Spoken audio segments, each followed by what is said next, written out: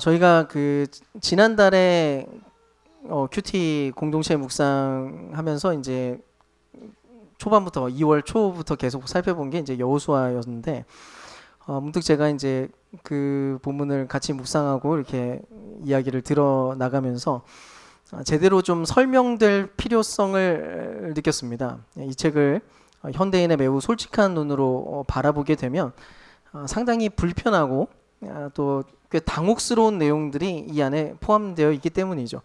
또 그렇다고 해서 그냥 무조건 믿어야지 해가지고 무분별하게 이것을 그대로 받아들여서 문자적으로 좀 이해를 하게 되면 오히려 훨씬 더 큰 문제가 또 발생할 수도 있기 때문에 좀 설명이 필요하다는 생각이 들었습니다. 현대 전쟁에서는 사실 심각한 범죄에 해당하는 게 이제 여성과 아이들, 그 민간인들, 그런 민간인들을 학살하라고 명령하는 그런 하나님을 우리가 그 여호수아서에서 보게 되고요. 또 그 폭력에 굉장히 폭력적인 그런 학살 행위에 대해서 적극적으로 순종하는 것이 그게 의로운 일이다라고까지 주장하는 그런 이야기들이 이 책에 등장하기 때문입니다. 그래서 성경을 우리가 바라보는 가장 중요한 전제부터 좀 얘기를 하고 싶은데요. 여러분, 원래 모든 성경은, 특별히 구약 성경은 예수 그리스도라고 하는 렌즈를 통해서 이 성경을 바라보아야만 한다는 것입니다. 누가복음 24장 27절에서 주님이 이렇게 얘기를 했어요. 이에 모세와 모든 선지자의 글로 시작하여 모든 성경에 쓴 바 자기에 관한 것을 자세히 설명하시느니라. 사실 우리가 믿고 있는 건 뭐냐면 이 세상을 살아가는 어느 누구보다도, 특히 구약 성경을 읽어온 어느 누구보다도 가장 성경을 탁월하고 완벽하게 이해한 분은 분명히 예수님일 겁니다. 우리는 그렇게 믿습니다. 그리고 그 성경 말씀 그대로, 그 성경에 나오는 모든 이야기대로 그대로 살아내신 분이 바로 우리가 알고 있는 주님이십니다. 그분은 분명 구약을 전부 살펴봤고 그 구약이 이야기하고 있는 하나님의 메시지들을 완벽하게 이해한 방식으로 그렇게 인생을 살아내셨습니다. 그래서 어떻게 사셨어요? 예수님은 철저하게 폭력을 거부했습니다. 악을 상대할 때에도 그분은 스스로 폭력적인 방향에 자신을 싫지 않으시고 자기 희생적인 사랑을 그분은 직접 실천하셨습니다. 즉 예수님은 분명 여호수아를 봤을 거거든요. 이 여호수아라고 하는 성경책을 분명히 다 들여다보고 나서도 정작 현대인들이 바라보고 있는 어떤 관점과는 전혀 다른 방식으로 읽은 것이 분명해 보인다는 거죠. 이 부분에서 힌트가 바로 장르에 있는데요. 여호수아서는 사실 우리가 생각하는 역사 기록물, 그러니까 사실을 있는 그대로 낱낱이 소상히 기록한 역사 기록물과는 거리가 멀다는 점에 대해서 좀 이해할 필요가 있습니다. 한번 생각을 해보세요. 헨젤과 그레텔 그 이야기를 뉴스 장르로 이해를 하고 그 내용을 이제 듣기 시작했다고 생각해 봅시다. 어떤 일이 벌어질까요? 아마 케이크 마녀가 돌아다닐 테니까 밖에 아이들에게 함부로 돌아다니지 말라고 아마 주의를 굉장히 주고 가르쳐야만 할 겁니다. 왜냐하면 그게 뉴스라면요. 문학 비평가 노스로 프라이라고 하는 사람이 이런 얘기를 했어요. 모든 이야기는 그것이 전달하고자 하는 진실이 포함되어 있으며 그 진실은 반드시 팩트, 사실의 형태를 취할 필요가 없다라고 얘기했습니다. 여호수아서도 똑같습니다. 사실 이 책은 유대인들 사이에서는 역사서로 분류되지 않아요. 역사서가 아니라 오히려 선지자의 글들 중 하나로 분류되어 있습니다. 그리고 이 여호수아라는 책 자체 안에 사실 굉장히 복잡한 장르들이 좀 이렇게 얽히설켜 있는 그런 모양을 하고 있어요. 물론 이제 역사적 기록도 포함되어 있습니다. 이것이 역사가 전혀 아니다라고 얘기하는 게 아니라 분명히 역사를 기반으로 하고 있습니다. 근데 그 역사를 계시적 관점으로 재해석해서 이스라엘이라고 하는 존재가 대체 어떤 존재이고 어떤 정체성을 가지고 있는지를 설명하려고 하는 이야기라는 것이고요. 또 동시에 신학적인 관점을 제공하기 위한 하나님의 이야기라는 것입니다. 어떤 이야기들을 통해서 하나님께서 교훈을 주려고 하고 전달하고자 하는 이야기들을 말하고 싶어 한다는 거죠. 하나님은 이런 내용을 사실 진술문 형식으로 계시한 게 아니라 이야기라고 하는 방식으로 자신의 뜻과 계획을 제시하고 있다는 사실에 대해서 어쨌든 우리가 일단 인정하고 시작할 필요가 있습니다. 그래서 이제 한동안 좀 저희가 여호수아를 살펴볼 때 예수 그리스도의 렌즈를 좀 끼우고 또 하나님 나라의 복음이라고 하는 관점을 통해서 이 성경책을 좀 바라보려고 하는 시도를 해보려고 해요. 여호수아서를 그러니까 역사 속에 자행된 폭력 이야기가 아니라 신학적 메시지를 담은 이야기로 이해를 하면서 복음과 하나님 나라를 살아내기 위한 그런 방향성을 좀 살펴보는 그런 시간이 됐으면 좋겠습니다. 오늘 본문은 이렇게 시작을 해요. 주님의 종 모세가 죽은 뒤에로 시작합니다. 주님의 종 모세가 죽은 뒤에.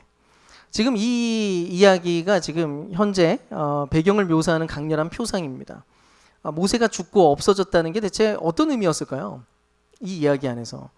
일단 이 이야기는 정탐 이후의 1세대의 좌절과 맞물려 있습니다. 민수기 13장에서 첫 번째 정탐을 했었는데 그때 굉장히 불신앙적으로 행동을 했었고 거기에 대한 심판으로 1세대 모두가 다 가나안 땅에 들어가지 못한다라고 하는 선언을 듣게 됐죠. 그리고 모두가 다 결국 광야에서 죽습니다. 그리고 그 일의 절정이 바로 오늘 이 진술입니다. 모세마저도 그 1세대 지도자였던 모세마저도 결국 광야에서 죽임을 당했다는 거예요. 1세대의 소멸과 모세의 부재를 바라보면서 우리는 자연스럽게 모든 인간이 처한 현실을 떠올립니다. 구원과 행복을 소망하는데, 그러니까 가나안 땅을 간절히 소망하는 거예요. 행복을 간절히 소망하고 구원의 그날을 간절히 원하고 풍성한 삶을 간절히 원하는데, 근데 인간이 그 자리에 도달하지 못하고 있는 그 현실을 지금 보여주는 장면인 겁니다. 그리고 동시에 2025년에 대한민국 교회의 현실 역시도 발견하는 그런 이미지이기도 해요. 한국교회는 1907년에 평양 대부흥 운동 이후에 특별히 경제 성장과 맞물려 가지고 어마어마한 성장을 거두었습니다.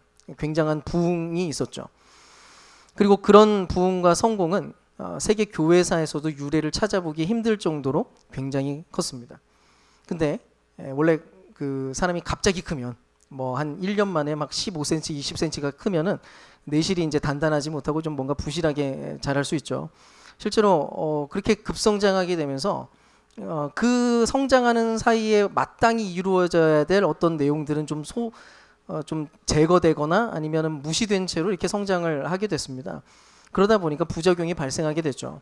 지금 대한민국 교회는 상당히 불안정한 상황에서 불안한 위치에 놓인 채로 중대한 전환점 한가운데 서 있습니다. 최근 조사를 보면은 한국 교회의 지금 사회적 신뢰도가 역대 최저치를 기록했습니다. 타 종교에 비해서 4분의 1 수준밖에 안 되는 수치를 기록을 했는데요. 근데 이런 경고들 속에서도 여전히 상황은 점점 더 나아질 것처럼 보이지는 않아요. 현재 기독교적이지도 않고 전혀 성경적이지도 않은 집단이 기독교의 대표자인 것처럼 광장에서 발언하고 행동을 하고 있는데 어느 누구도 여기에 대해서 이의를 제기하려고 하지 않는 그런 상황을 우리는 보고 있고요. 또 기독교적이라고 하는 게 대체 뭔가요? 예수님이 가르친 하나님 나라의 특징이 뭐냐면 그 나라는 세상 권세와 세상의 방식과는 전혀 다른 뒤집힌 방식이었다는 것을 계속 보게 됩니다. 강한 자는 약해지고 약자들이 강해지고 그게 하나님 나라입니다. 그리고 가난한 자와 애통한 자가 복이 있는 나라이고 오히려 더 많은 것 부자들은 들어가지 못하는 그런 나라, 그런 이야기를 계속해서 하나님 나라는 이야기합니다. 그래서 교회는 더더욱 사랑과 정의와 그리고 섬기는 리더십으로 작동되고 그것으로 소망하는 대안적인 공동체여야 되는 것이죠.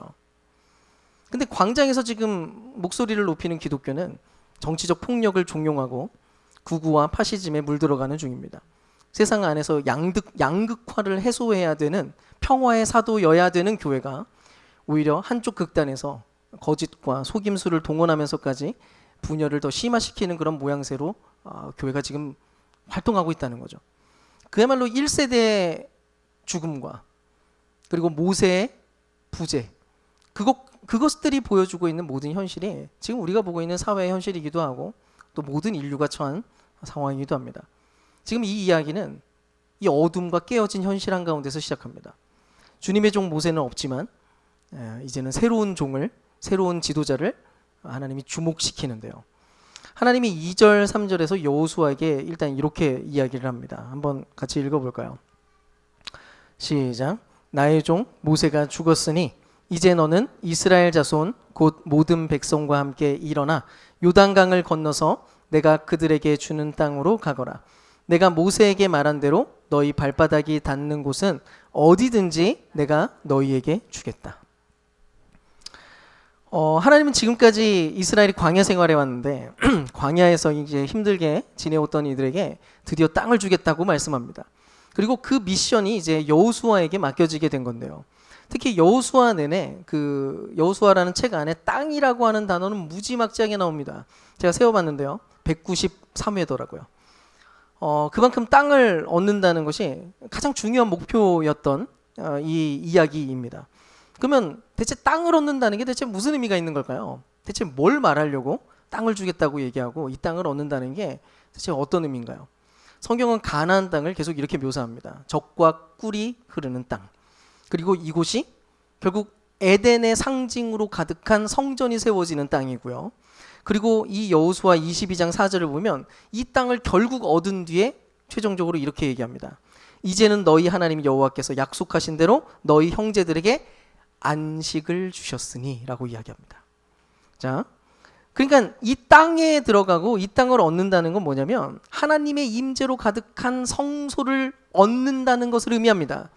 그리고 그분의 임재가 가득한 그 땅 한가운데로 들어가서 거기에서 안식한다는 의미를 가집니다. 그 안식은 그야말로 젖과 꿀이 흐르는 풍성한 삶을 공급하시는 바로 그 일과 연결되어 있는 바로 이 장면이에요.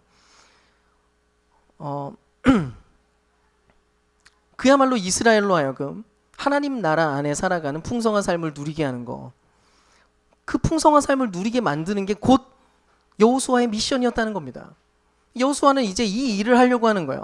그래서 여호수아서에 등장하는 모든 전쟁의 이미지들은 전부 다 어떻게 세팅되고 있냐면 영적 전쟁으로 이것을 바라보도록 세팅되어 있습니다. 일단 가나안 땅에 대해서 묘사가 모세오경에서 계속 등장해요. 가나안 땅이 어떤 땅인지. 그게 뭐라고 얘기하냐면 이렇게 얘기합니다. 저주받은 땅, 그리고 악이 가득한 곳, 악이 관영한 곳. 악이 관영했다는 거 뭐냐면 너무 꽉 차가지고 뭐 다른 것들이 비집고 들어갈 틈이 없을 정도로 악으로 가득 찼다라고 하는 그런 뜻을 가지고 있어요. 그리고 이스라엘은 뭐라고 표현하냐면 계속 이렇게 연결시켜 놓습니다. 세팅을 하는데 뭐냐면 하나님의 군대라고 계속해서 이야기를 하고 깨어진 세상과 악을 심판하고 하나님 나라를 세우는 존재들로 그림을 그리고 있어요. 이야기가 계속 그렇게 전개됩니다.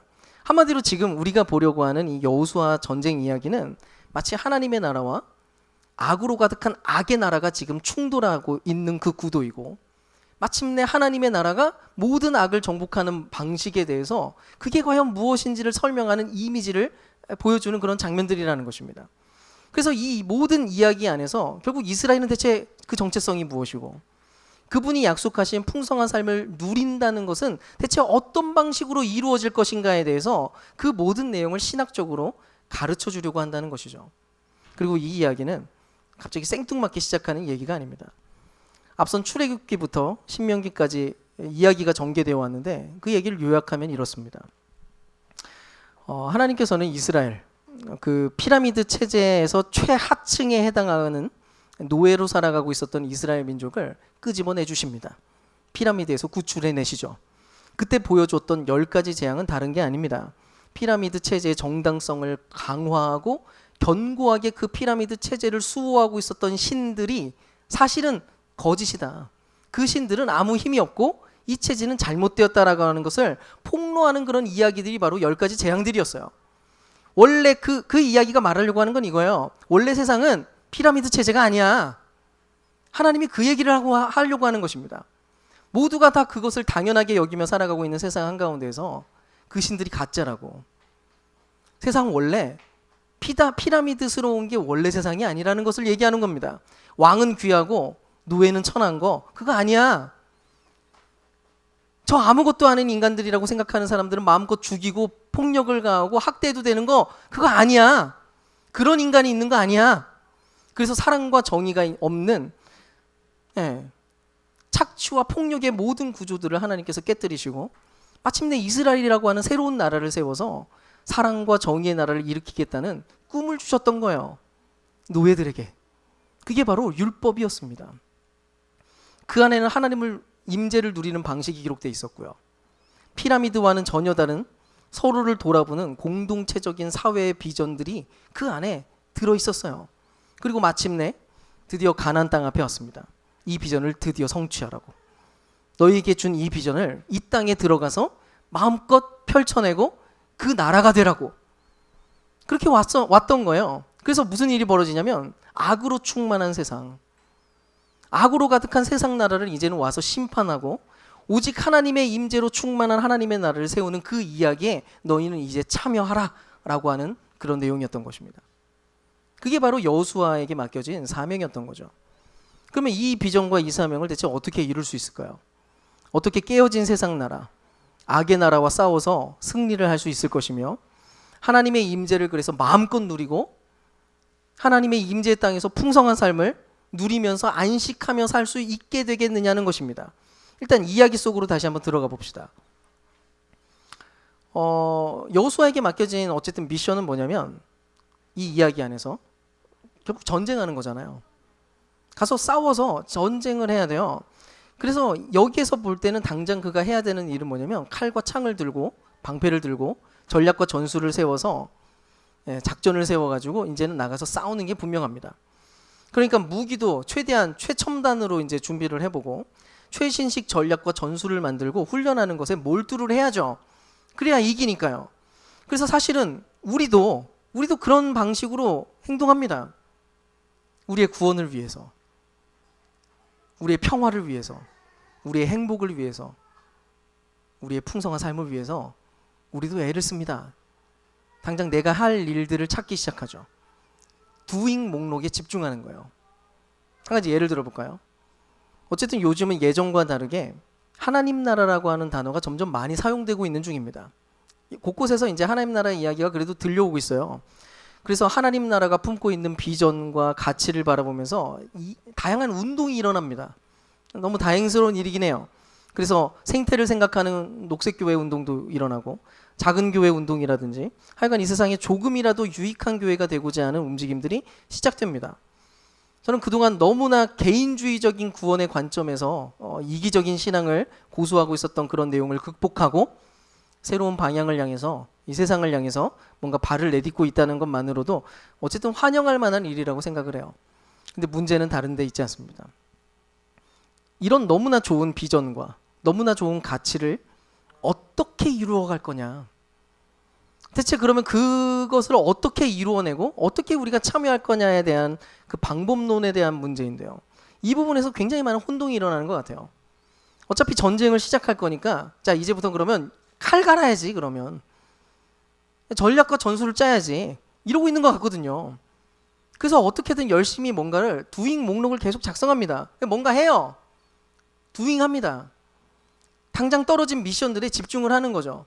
이전에 좀 잘못된 것으로 보이는 것들에 대한 반대 방향으로 가기도 하고요.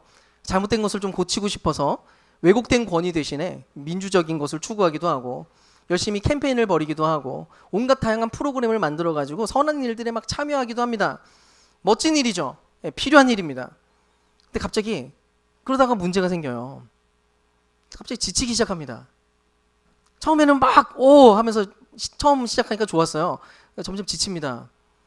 내면이 막 고갈되기 시작하고요. 수고한 만큼 결과가 늘 따라오지도 않아요. 막 환경을 생각해서 이건저건 했는데 환경 계속 망가져가고요. 내가 아무리 노력을 해도 뭐 별 일이 일어나고 있는 것 같지가 않는 거예요. 문득 어느 순간이 되면 이게 대체 무슨 의미가 있나 하는 생각이 들기 시작합니다.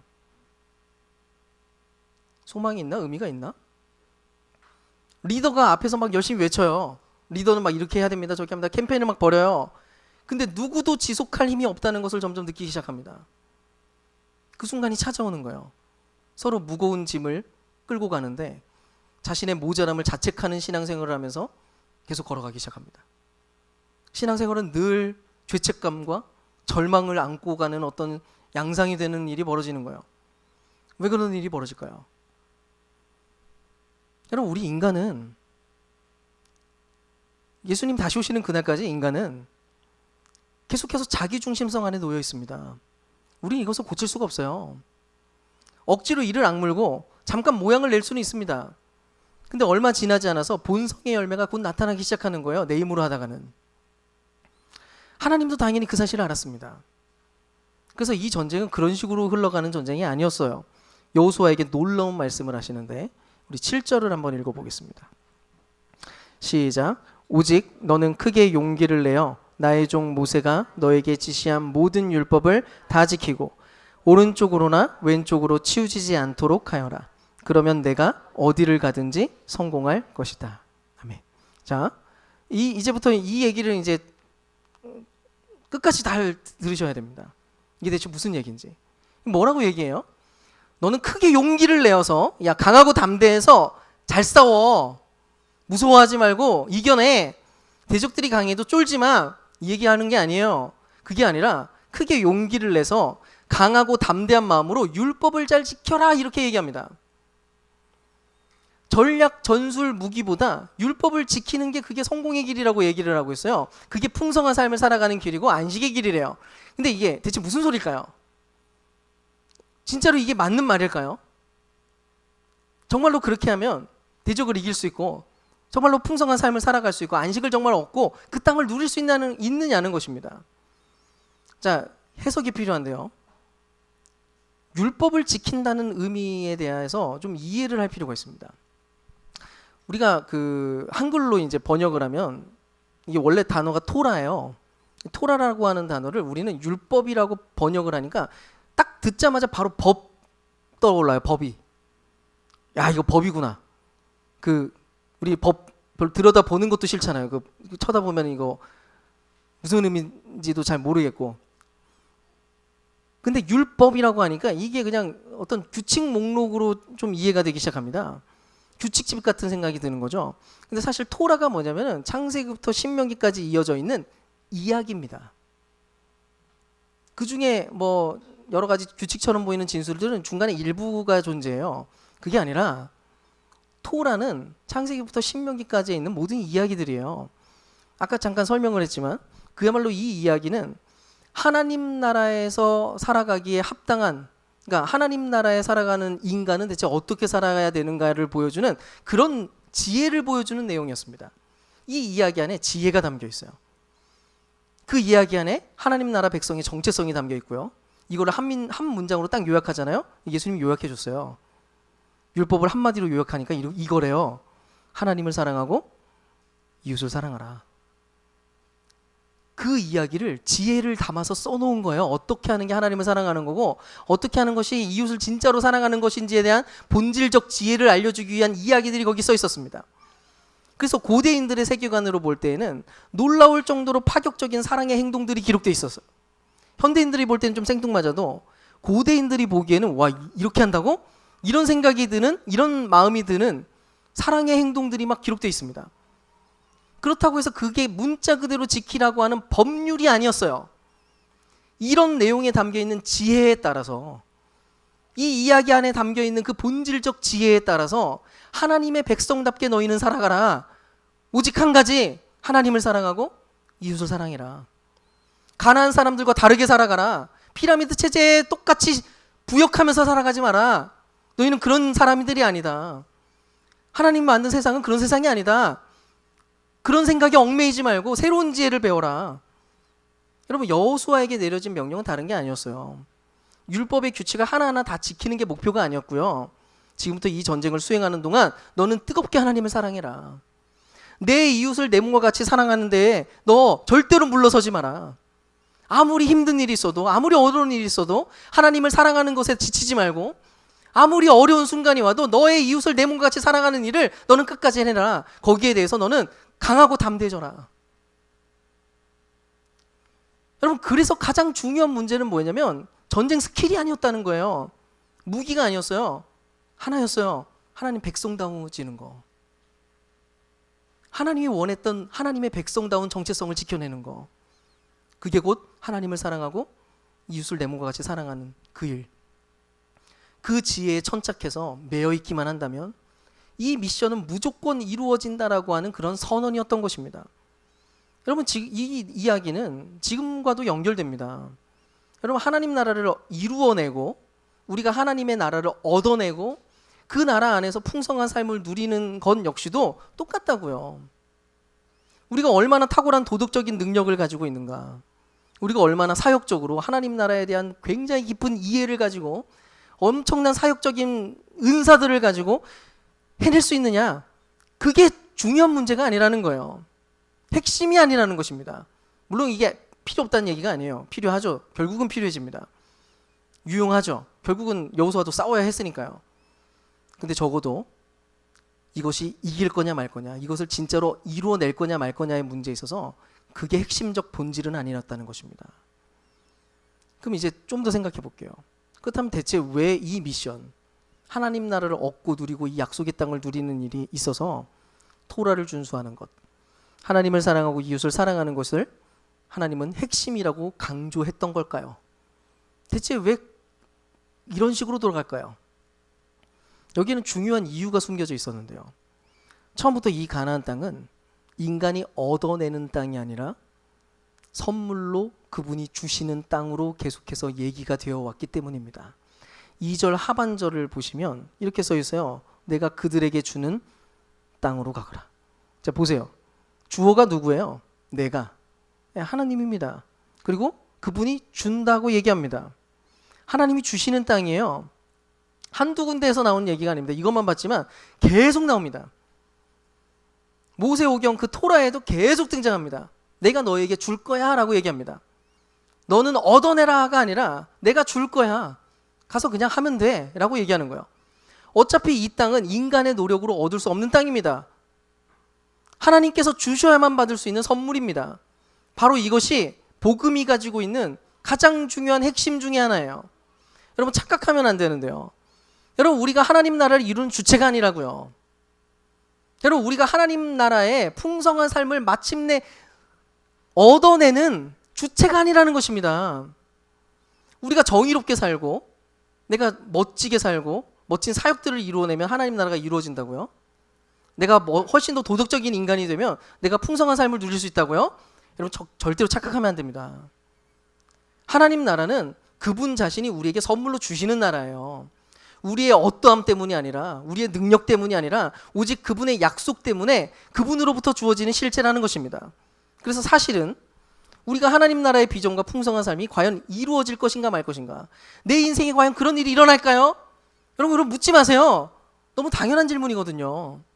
여러분, 전전긍긍할 필요가 없어요. 저 사람들은 저렇게 멋지게 사는데 저런 자리에 도달했는데 저렇게 하나님 나라를 이루고 살고 있고 저렇게 하나님 나라의 풍성을 맛보는 것처럼 보이는데 저 사람들이나 가능했지. 우리 같이 평범한 사람은 불가능해. 여러분, 전전긍긍할 필요가 없어요. 제가 그래서 자신 있게 말할 수 있습니다. 모든 성도들에게 확신을 가지고 말할 수 있는 게, 누구든지 어느 누구라도, 아이라고 할지라도, 지식이 부족하고 모자라도, 은사가 모자라도 여러분, 하나님 나라의 풍성함을 누릴 수 있어요. 얼마든지 가능합니다. 왜요? 그분이 주신 선물이거든요. 그게 개인의 성향이나 능력치에 따라서 달라지는 내용이 전혀 아니라는 것입니다. 사실 여호수아에게 있어서도 진짜 위협이 되는 문제는 다른 게 아니었어요. 자기의 싸움 실력이나 대적들의 강함 수준이 문제가 아니었고, 진짜 위험 요소는 딱 하나였습니다. 토라를 붙들지 못하고 하나님을 지우고 살아갈 위험. 내 안에 여전히 자기 중심성을 붙들고 내 힘과 노력으로 계속해서 살아갈 위험. 여전히 모든 것의 중심이 자신이 될 위험. 이것뿐이었습니다. 승리는 오직 하나님께 있는데, 작은 미션에 몰입하다가, 그 몰두하다가, 내가 뭔가를 해내는 것에 심취해 나가다가 더 근본 되시는 분을 잊어버리고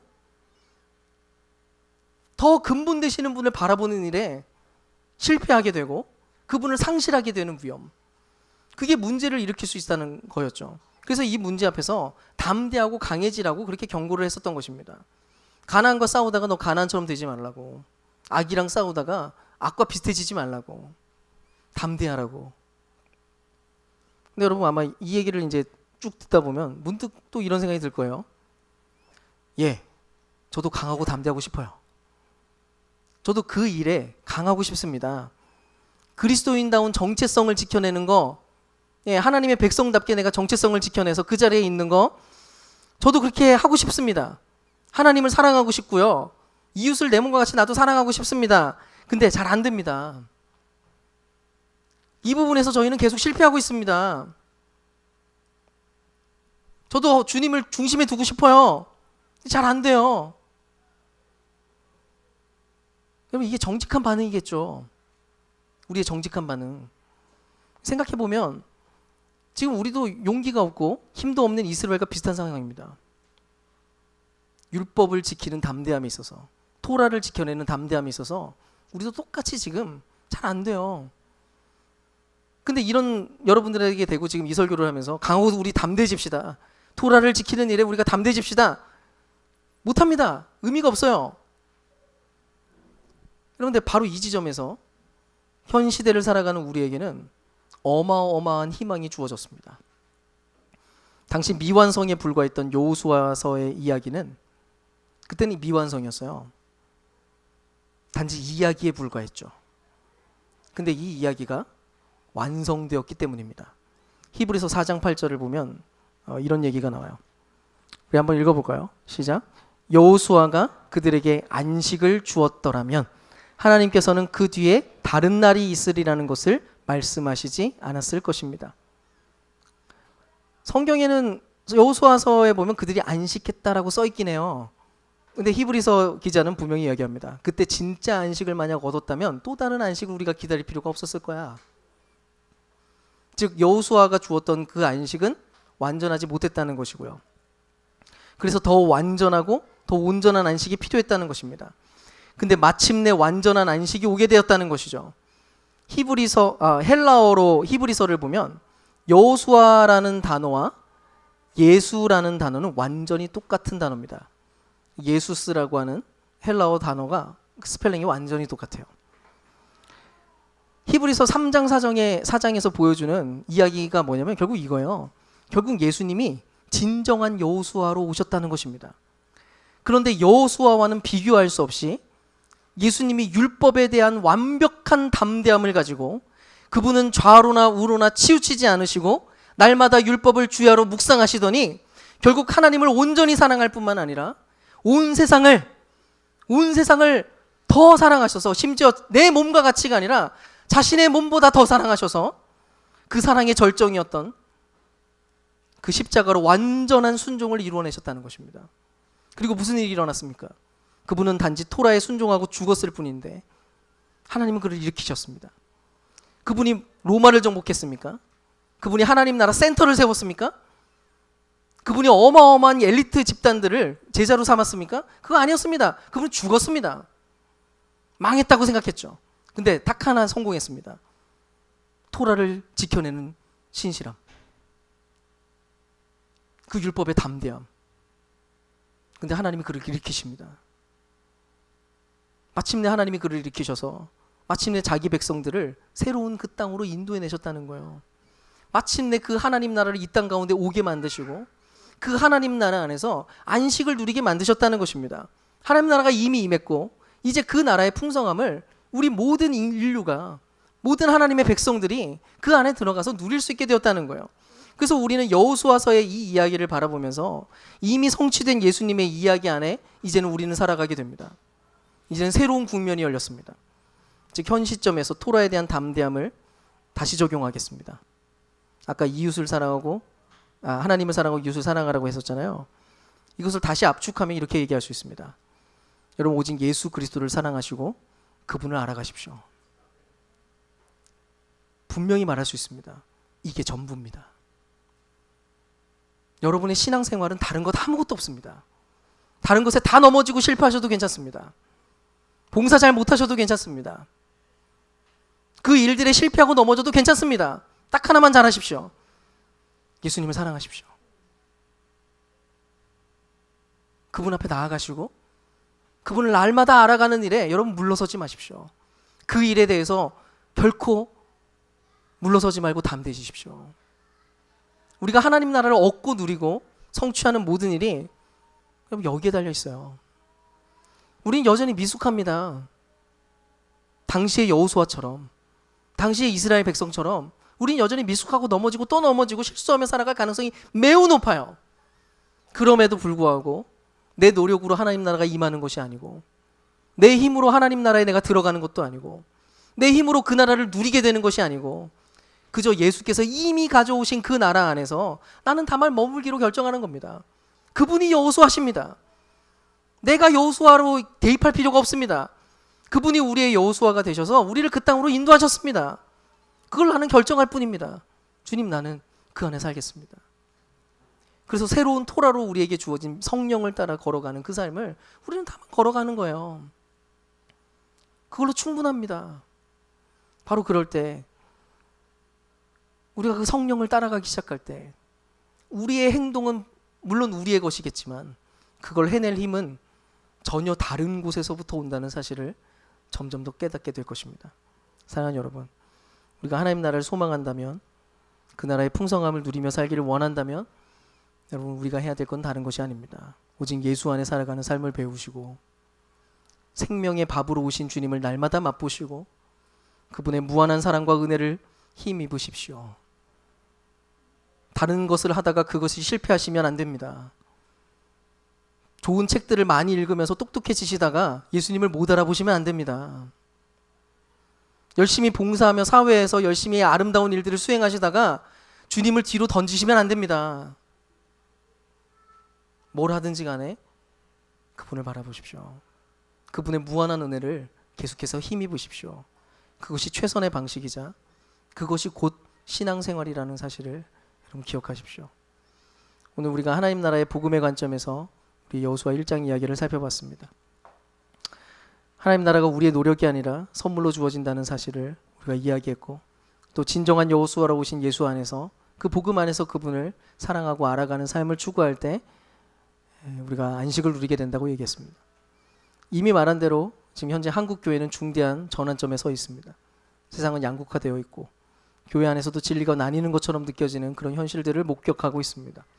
우리 스스로를 돌아볼 때에도 나 자신에게도 답이 없어 보이는 상황을 우리는 계속 발견합니다. 근데 여러분, 심각해지지 마십시오. 너무 과도히 심각해지지 마십시오. 너무 과도하게 고민하거나 너무 과도하게 걱정하지 마십시오. 거기에 함몰되지 마십시오. 우리는 결국 하나님이 일하고 계시고 그분이 시작하신 그 나라의 안식이 온 세상 가운데 결국 임할 것을 믿는 사람들입니다. 그래서 우리는 여전히 그분께 뿌리를 내리는 것입니다. 이미 승리하신 그분 안에 매이고 그분이 일하실 것을 한껏 기대하면서 기뻐하면서 여전히 우리는 걸어갈 수 있습니다. 그래서 좌절이 가득하고 한탄이 가득한 세상 한가운데서 그리스도 안에 끝까지 살아가기로 결정하는 그 담대함으로 마음껏 약속의 땅을 누리고 경험하는 은혜가 있으시기를 주님의 이름으로 축원드립니다.